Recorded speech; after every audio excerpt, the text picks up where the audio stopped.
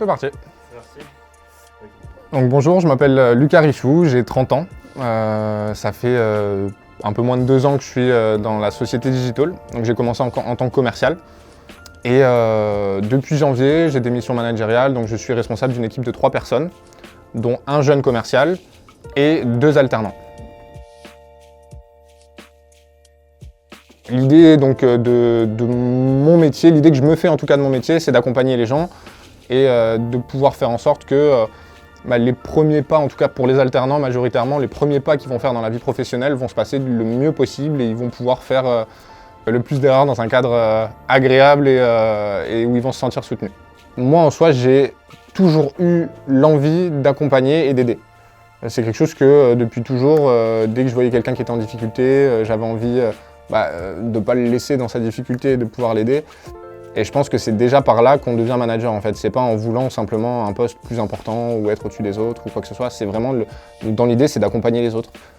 C'est de se dire que l'expérience qu'on a acquis, les problématiques qu'on a vécues, on va faire en sorte que tout ça soit bénéfique à une équipe.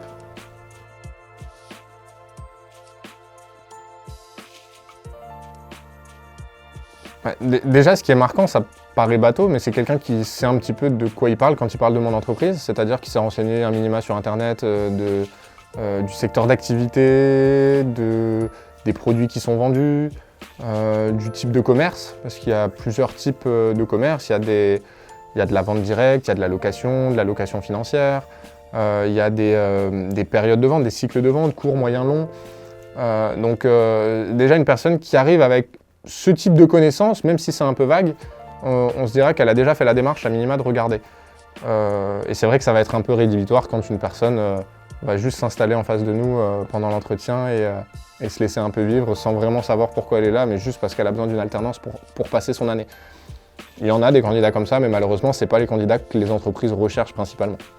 Le fait de se déplacer, ça montre déjà un intérêt. Ça permet aussi à la personne qui recrute ou au manager, ou en tout cas à la personne qui reçoit cette candidature, de voir la personne, d'avoir un premier ressenti aussi de la façon dont elle s'exprime, de la façon dont elle se tient. Parce qu'en soi, beaucoup viennent nous voir par exemple, donc c'est bien, il y a déjà la démarche, mais avec une certaine nonchalance. Si vous avez des bonnes bases on va dire, en savoir-être, posture, etc., ça va être qu'un plus pour vous de vous déplacer directement dans une entreprise et de montrer justement votre plus-value.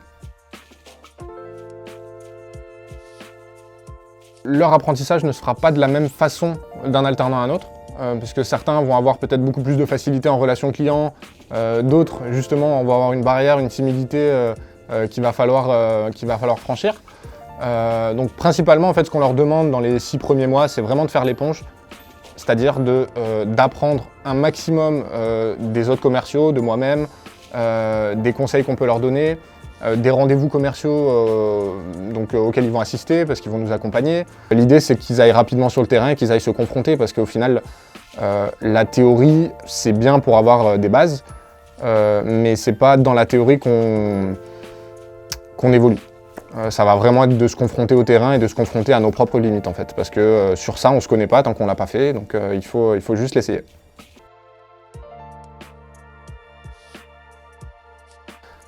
Déjà, s'il s'en est rendu compte de lui-même, ça veut dire qu'il a un minimum d'autocritique. Donc c'est-à-dire que c'est déjà un bon point, ça veut dire qu'il a compris de lui-même qu'il avait fait une erreur. Donc déjà, ça c'est un acte d'apprentissage. Ça peut pas être une erreur grave, quoi qu'il arrive, on est derrière eux. Donc ça sera une erreur à son échelle importante, mais pour nous, c'est de l'apprentissage, donc non, il n'y a aucun problème pour ça. Quoi qu'il arrive, des moments pour faire des points, des bilans, etc., on en a plusieurs fois par semaine. En soi, l'alternant va s'en rendre compte de lui-même qu'il s'améliore parce qu'il va prendre confiance en lui, il va connaître de mieux en mieux les produits. Et d'ailleurs, c'est un axe sur lequel j'insiste beaucoup, c'est-à-dire qu'on est jeune quand on est alternant, et le meilleur moyen de paraître professionnel et de ne pas avoir ce sentiment d'être illégitime en fait sur cette fonction-là, c'est de connaître son métier. Et pour connaître son métier, ça passe par connaître les produits, connaître les process dans l'entreprise, savoir comment ça fonctionne. Et à ce moment-là, en fait, une fois qu'on en sait plus que le client, c'est là qu'on devient professionnel en fait.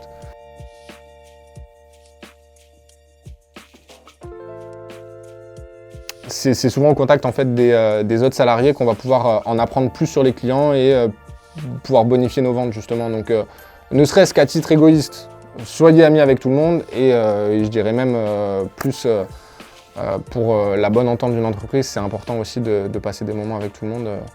On ne demande pas à tout le monde d'être amis, mais à minima de passer du temps avec des collègues, surtout sur des moments de pause, de travail ou autre.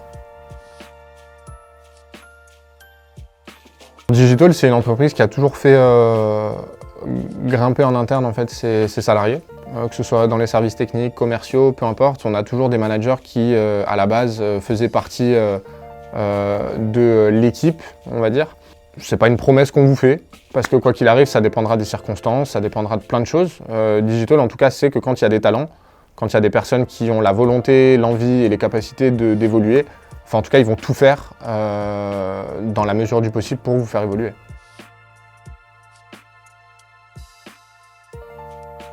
Alors du coup, à titre personnel, comme je disais tout à l'heure, j'ai fait de l'alternance, donc moi je ne peux que le conseiller, parce que c'est vrai qu'on arrive avec une assurance supplémentaire, une confiance qu'on n'a pas. On voit une réelle différence entre quelqu'un qui a fait de l'alternance et quelqu'un qui n'en a pas fait. Déjà une posture professionnelle, une confiance, une façon d'aborder les choses qui est complètement différente et qui est beaucoup moins scolaire en fait. J'ai eu des collègues qui étaient en alternance et qui par la suite ont été embauchés. J'en ai même un qui était mon chef pendant mes années chez Toshiba et qui a commencé stagiaire, en alternance, commercial, chef de groupe, chef des ventes. Donc il y a eu toute cette évolution qui a été faite au sein de la même entreprise. Ça lui a laissé le temps d'apprendre et le temps de devenir même meilleur que les autres. L'alternance, c'est pas juste la possibilité pour un étudiant de prendre un petit complément de salaire.